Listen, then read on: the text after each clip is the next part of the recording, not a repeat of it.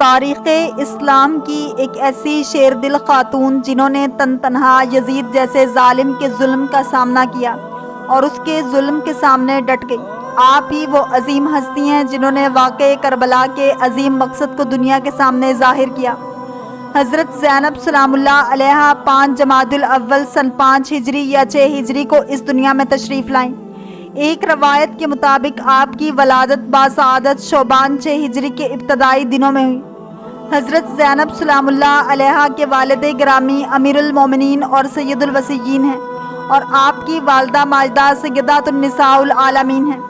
آپ کو ایسے عظیم والدین کی اولاد ہونے کا شرف حاصل ہے کہ جن کی مثل پوری کائنات میں کوئی نہیں ہو سکتا۔ جب حضرت زینب سلام اللہ علیہا اس دنیا میں تشریف لائیں تو حضرت فاطمہ الزہرا سلام اللہ علیہا انہیں حضرت علی ابن ابی طالب علیہ السلام کے پاس لے کر آئیں اور ان سے فرمایا آپ اس مولود کا نام رکھیں۔ تو حضرت علی علیہ السلام نے فرمایا میں اللہ کے رسول صلی اللہ علیہ وسلم سے پہلے اس کا نام نہیں رکھ سکتا۔ اور پھر جب حضرت صلی اللہ علیہ وسلم تشریف لائے تو انہوں نے فرمایا میں اللہ تعالیٰ سے پہلے اس مولود کا نام نہیں رکھ سکتا۔ پھر اس کے بعد حضرت جبرائیل علیہ السلام نازل ہوئے اور نبی کریم صلی اللہ علیہ وسلم پر سلام بھیجنے کے بعد فرمایا اس مولود کا نام زینب رکھو۔ اللہ نے اس مولود کے لیے یہی نام منتخب فرمایا ہے۔ پھر اس کے بعد جبرائیل نے نبی کریم صلی اللہ علیہ وسلم کو ان مصائب کے بارے میں بتایا جو کہ حضرت زینب سلام اللہ علیہا پر ڈھائے جائیں گے۔ ان مصائب کو سن کر رسول خدا صلی اللہ علیہ وسلم نے گریہ کیا اور فرمایا جو بھی اس بچی کے مصائب پر گریہ کرے گا اس کا اجر وہی ہے جو اس کے بھائی حسن اور حسین پر رونے کا ہے۔ جب حضرت زینب سلام اللہ علیہا بڑی ہوئیں تو حضرت امیر المومنین علی علیہ السلام نے ان کی شادی اپنے بھتیجے عبداللہ بن جعفر طیار کے ساتھ کر دی اور ان کا حق مہر حضرت فاطمہ الزہرا کے حق مہر کی طرح 480 درہم قرار دیا۔ حضرت امیر المومنین نے حق مہر کی رقم اپنے ذاتی مال سے جناب عبداللہ بن جعفر طیار کو ہبہ کی۔ جناب عبداللہ ان لوگوں میں شامل ہیں کہ جنہیں تاریخ سخاوت، اعلیٰ نسب اور بلند ایمان کے حوالے سے جانتی ہے اور بہت زیادہ سخاوت کی وجہ سے لوگ آپ کو بحر الجود کے لقب سے یاد کرتے تھے۔ جناب عبداللہ وہ پہلے مسلمان ہیں کہ جو حبشہ میں پیدا ہوئے۔ حضرت جعفر طیار کی شہادت کے بعد رسول خدا صلی اللہ علیہ وسلم نے حجام کو بلایا اور جناب جعفر طیار کے بیٹوں کے بال ترشوائے اور فرمایا محمد ہمارے چچا ابو طالب کی طرح ہیں اور عبداللہ صورت و سیرت میں میرے مشابہ ہیں۔ پھر اس کے بعد رسول خدا صلی اللہ علیہ وسلم نے جناب عبداللہ کا ہاتھ تھام کر فرمایا اے اللہ جعفر کے گھر والوں کی نگہبانی فرما اور عبداللہ کے ہاتھ میں برکت ڈال۔ رسول خدا صلی اللہ علیہ وسلم نے یہ دعا 3 مرتبہ دہرائی۔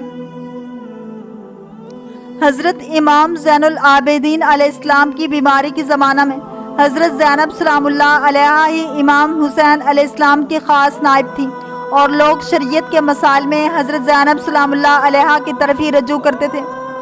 حضرت زینب سلام اللہ علیہا نے کائنات کے مشکل ترین دنوں اور کربلا و شام جیسے مصائب میں بھی کبھی اپنی نماز تہجد کو بھی قضا نہیں کیا تھا۔ جب امام حسین علیہ السلام شہادت سے پہلے اپنی بہن کو آخری مرتبہ ملنے آئے تو انہوں نے حضرت زینب سلام اللہ علیہا سے فرمایا میری بہن مجھے نماز شب میں نہ بھولنا۔ فاطمہ بنت حسین فرماتی ہیں میری پھوپھی اس 10ویں محرم کی رات محراب عبادت میں کھڑی عبادت کر رہی ہیں اور اپنے پروردگار سے دعا میں مشغول رہیں اور ساری رات نہ تو ہمارے آنسو رکے اور نہ ہی ہماری سسکیاں رکی۔ روایات میں مذکور ہے کہ حضرت زینب سلام اللہ علیہا اپنے بابا کے ساتھ کوفہ میں رہتی تھی تو اس وقت وہ اپنے گھر میں عورتوں کو قرآن کی تفسیر پڑھاتی تھی۔ حضرت زینب سلام اللہ علیہا سے بہت سی احادیث اور روایات مروی ہیں کہ جو تاریخ و حدیث کی کتابوں میں مذکور ہیں۔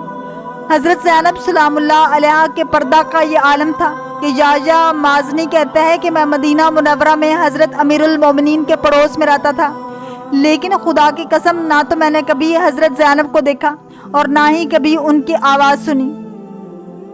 جب حضرت زینب سلام اللہ علیہا اپنے رانا رسول خدا صلی اللہ علیہ وسلم کی قبر کی زیارت کے لیے جاتی تو رات کے وقت زیارت کے لیے گھر سے نکلتی اور ان کے دائیں طرف حضرت امام حسن علیہ السلام ہوتے اور بائیں طرف حضرت امام حسین علیہ السلام ہوتے اور ان کے آگے حضرت امیر المومنین علی علیہ السلام خود چلتے، اور جب وہ قبر کے قریب پہنچتے تو حضرت امیر المومنین علیہ السلام آگے بڑھ کر چراغ کو بجھا دیتے۔ ایک دفعہ امام حسن علیہ السلام نے اپنے بابا سے چراغ بجھانے کا سبب دریافت کیا تو امام نے فرمایا، میں نہیں چاہتا کہ کسی کی نظر تمہاری بہن زینب پر پڑے۔ حضرت زینب سلام اللہ علیہا کو ایسے المناک اور پردرد مصائب کا سامنا کرنا پڑا کہ جس سے کم سن بچے کے بھی بال سفید ہو جاتے ہیں، لیکن ان تمام مصائب کے باوجود اپنے موقف پر ایسے ثابت قدم رہی کہ پہاڑ اپنی جگہ سے ہلتے ہیں تو ہل جائیں، لیکن رسول کی نواسی کی ثابت قدمی میں ذرا برابر فرق نہ آیا۔ اپنی گفتار اور سیرت میں ایسی شجاعت اور دلیری سے کام لیا کہ لوگوں کو حضرت علی ابن ابی طالب علیہ السلام کی شجاعت یاد آ گئی۔ صبر، حلم اور دانائی میں آپ اپنی والدہ حضرت فاطمہ الزہرا کی شبیہ بن کر تاریخ کے صفحات پر ظاہر ہوئی۔ حضرت زینب سلام اللہ علیہا نے اپنے وقت کے سب سے بڑے آمروں اور فرعونوں کے سامنے جو گفتگو کی کہ آج بھی لوگ یہ سوچتے ہیں کہ اپنے تمام عزیزوں کی شہادت اور اتنی زیادہ مشکلات کا سامنا کرنے کے بعد بھی ایک خاتون کس طرح سے ایسے عظیم خطبے دے سکتی ہے۔ حضرت زینب سلام اللہ علیہا نے اپنی قوت گفتار کے ذریعے کوفہ اور شام میں ہر بولنے والے کو خاموش کروا دیا، اور اپنے خطبوں کے ذریعے امام حسین علیہ السلام کی مظلومانہ شہادت اور اہل بیت کی عظمت کو دنیا تک پہنچا دیا۔ عید اور اس کی طرح کے موجودہ اور سابقہ ظالم حکمرانوں کی منافقت اور اسلام دشمنی کا پول دنیا کے سامنے کھول کر رکھ دیا۔ امام حسین علیہ السلام کی المناک شہادت کے بعد حضرت زینب سلام اللہ علیہا کی آنکھوں سے نہ تو کبھی آنسو کا بہنا روکا، اور نہ ہی ان کے گریہ میں کوئی کمی آئی، اور نہ ہی کربلا اور کوفہ اور شام میں لگنے والے دل کے زخم محو ہوئے۔